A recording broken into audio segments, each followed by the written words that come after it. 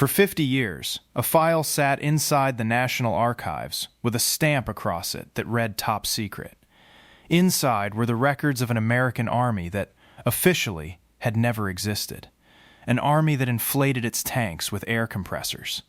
An army whose trucks carried no soldiers. An army whose radio operators broadcast orders to divisions that were nowhere near where the enemy believed them to be. On the night of March 12, 1945, German shells began falling on a stretch of ground near the Rhine, tearing through positions held by men wearing the patch of the 80th Infantry Division. Shrapnel took limbs. 2 men did not survive. But the soldiers dying in that field were not the 80th Infantry Division at all. They were something the United States Army would not admit existed for another 5 decades. Why would American soldiers die defending a division that was fake? Why would the U.S. government keep a secret from its own citizens for 50 years about a unit that never fired a shot in offense? And how did roughly 1,100 men, actors, artists, and radio engineers, convince the German army it was facing tens of thousands of American troops that were never actually there? The men who did it could not tell their wives. They could not tell their children. Some of them died without ever revealing what they had done in the war, because the order to stay silent came from the very top, and no one dared test it. This is the story of the unit history nearly erased, and the 50-year silence that followed it. By early 1944, Allied planners preparing for the invasion of France understood something uncomfortable. There were not enough divisions to be strong everywhere at once. The German army, still formidable, would react to wherever it believed the greatest threat was massing. If the Allies could convince German commanders that troops were somewhere they were not, real divisions could be freed up, gaps in the line could be covered, and German reserves could be pulled toward empty fields instead of real battles. The British had already experimented with this kind of deception before D-Day. The Americans decided to build a unit whose entire purpose was illusion. On January 20th, 1944, the War Department activated the 23rd Headquarters Special Troops at Camp Forest, Tennessee, under Colonel Harry L. Reeder. 4 smaller units were folded into it. A camouflage battalion skilled in building convincing fakes, a signal company that would specialize in sound, another built around radio deception, and a 4th trained to impersonate real Army units down to the smallest detail. The shoulder patches, the vehicle markings, even the way soldiers spoke and moved in public. By the time the unit reached France, it numbered roughly 1,100 men, 82 officers, and just over 1,000 enlisted soldiers. Their job had nothing to do with killing the enemy. Their job was to be watched by the enemy, and to make sure what the enemy saw was a lie. The men chosen for this mission were unlike almost anyone else in the U.S. Army. Recruiters looked for artists, illustrators, engineers, and radio technicians, people who could think in terms of illusion rather than force. Among them was a young painter named Ellsworth Kelly, who would later become one of the most influential abstract artists in America. Another was a photographer named Art Kane, who would go on to shape the visual language of American magazines. A third was a design student named Bill Blass, who would later build one of the most recognized fashion houses in the world. None of them knew, in 1944, that they were training for a battlefield made of rubber and sound. Their commanding officers understood something the rest of the Army did not fully grasp yet. Winning a deception required the mind of a set designer as much as the discipline of a soldier. The unit trained in 4 overlapping specialties. Visual deception meant building an entire armored division out of air.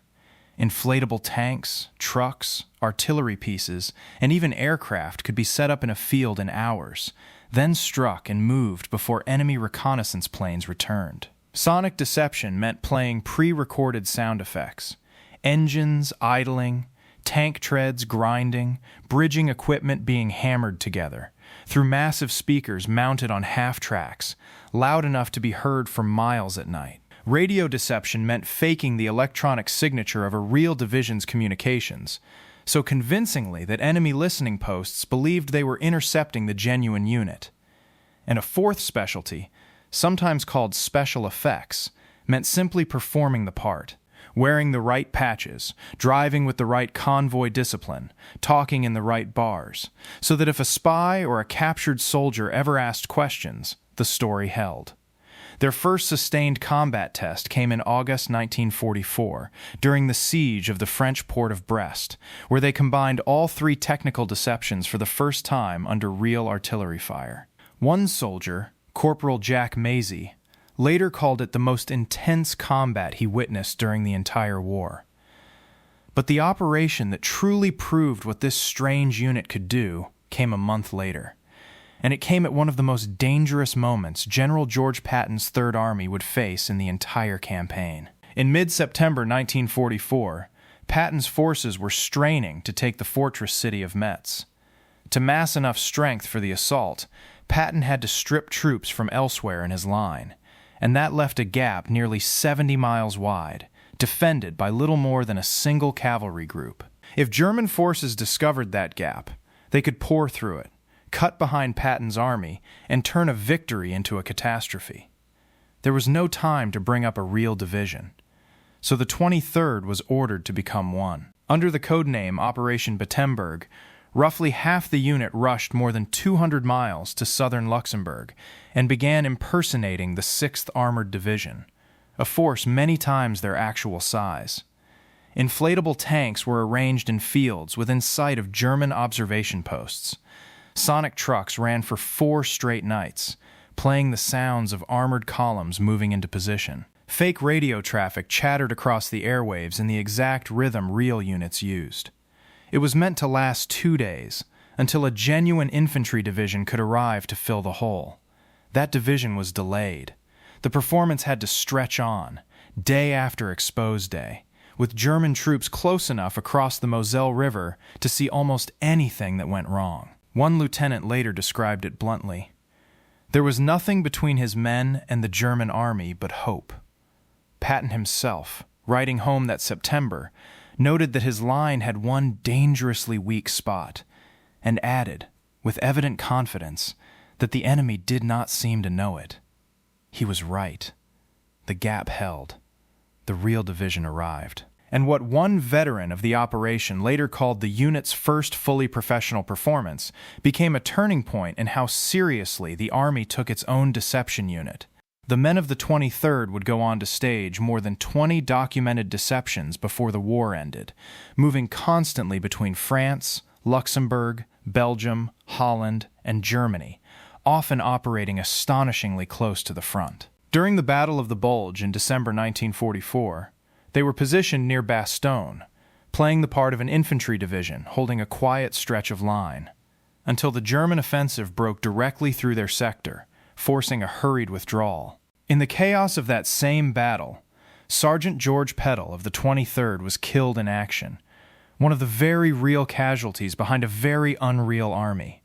He is buried today in the American Military Cemetery in Ham, Luxembourg, not far from the grave of General Patton himself. For months afterward, the unit lived what several veterans later described as a charmed existence, drawing enemy fire again and again, yet somehow avoiding serious losses. That changed on March 12, 1945. While impersonating the 80th Infantry Division near the front, the unit came under heavy, accurate German artillery fire. 2 soldiers were killed and 15 wounded, by far the costliest single day the 23rd would suffer in the entire war. It was also, in a grim way, proof that the illusion was working. The Germans were not shelling an empty field. They were shelling what they believed was a real American division, worth the ammunition it took to hit it. Barely a week later, the unit was ordered into its final and most ambitious deception of the war. As General William Simpson's 9th Army prepared to force a crossing of the Rhine River, the last great natural barrier protecting Germany itself, planners needed the enemy looking anywhere but the real crossing point. The 23rd was assigned to impersonate not one division, but 2. The 30th and 79th Infantry Divisions, a combined force of roughly 40,000 men, positioned 10 miles south of where the actual crossing would take place. It It was codenamed Operation Viersen, and by the Army's own post-war assessment, it would prove to be the unit's finest performance of the entire war. Beginning on March 18, 1945, the deception unfolded in careful stages, exactly as a real river crossing would. Convoys rolled into position along back roads in daylight, where they could be observed. Fake radio networks came alive, mimicking the exact communication patterns of the two real divisions, whose actual radio traffic had gone silent elsewhere. More than 600 inflatable tanks, trucks, and artillery pieces were inflated and arranged along the riverbank. At night, sonic trucks played the sound of construction.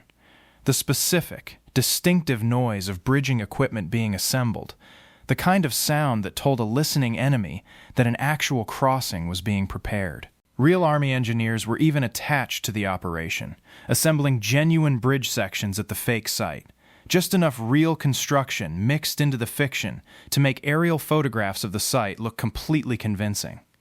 For 3 nights, the phantom bridge building continued. Signs were posted along nearby roads advertising the buildup, almost daring anyone watching to take notice. German artillery, apparently believing the threat was real, opened fire on the position, hitting nothing but rubber and canvas, which the crews scrambled to patch and reinflate before dawn. 10 miles to the north, the real crossing began, and what happened next was the clearest proof yet that the deception had worked. Intelligence officers with the genuine 30th Division reported that the American attack achieved complete surprise, with what they described as a resulting savings of American lives. Officers with the 79th Division later recovered a captured German map of the expected American order of battle. It placed the 79th almost exactly where the Ghost Army had spent a week pretending it was, and it had lost track of the 30th Division entirely. The 9th Army crossed the Rhine with resistance so disorganized that casualties were, in the Army's own words, remarkably low for an operation of that scale. 2 entire enemy formations had spent days bracing for an attack that was never coming, from a division of 40,000 men that had never actually been there.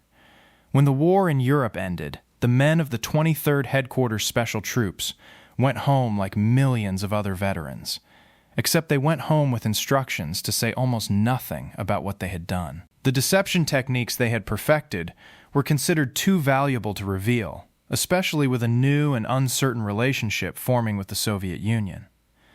Veteran John Chrisman later recalled being warned, in blunt terms, he attributed directly to General Eisenhower, that any man who revealed the secret would face severe consequences. Whether or not those exact words were spoken, the effect was real. For the rest of their lives, most members of the unit simply did not discuss it. Wives did not know. Children did not know. Neighbors who had served in more conventional units sometimes assumed these men had spent the war doing nothing dangerous at all, since there was no infantry combat record to point to, no captured towns, no medals for valor in the way other units understood them. The unit's own wartime records were sealed, and eventually filed away at what is now the National Archives facility in College Park, Maryland. They stayed there, technically accessible only to those with clearance and a reason to look, for the better part of 50 years. An Army historian who studied the unit's operations decades after the war, while its records were still restricted, concluded that rarely had so few men exerted so much influence over the outcome of a major military campaign. But even that assessment could not be shared publicly.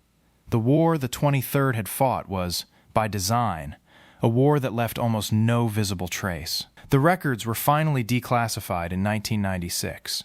Researchers and historians, and eventually the unit's own aging veterans, began piecing together a fuller picture of what the Ghost Army had actually accomplished, helped considerably by surviving veterans who could, at last, speak. A filmmaker and historian named Rick Beyer spent years tracking down the men who were left, recording their memories before they were gone for good, and turning their story into a documentary and a book that finally brought the Ghost Army into public view.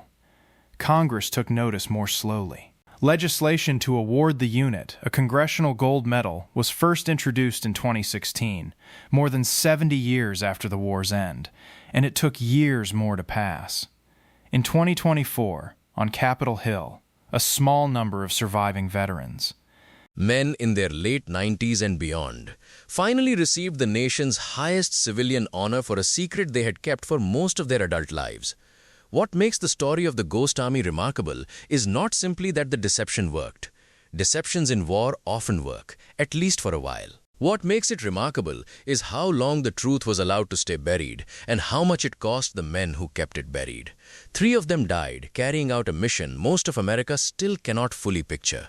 Men wounded and killed, defending divisions that existed only in the minds of German officers staring through binoculars at rubber tanks. For 50 years afterward, the men who survived carried a version of the war inside them that no one else could verify, because the only proof was locked in a government vault. They could not point to a captured hill or a liberated town. Their victory was a silence that worked exactly as intended, right up until the day, decades later, someone finally opened the file and let their story catch up to the truth.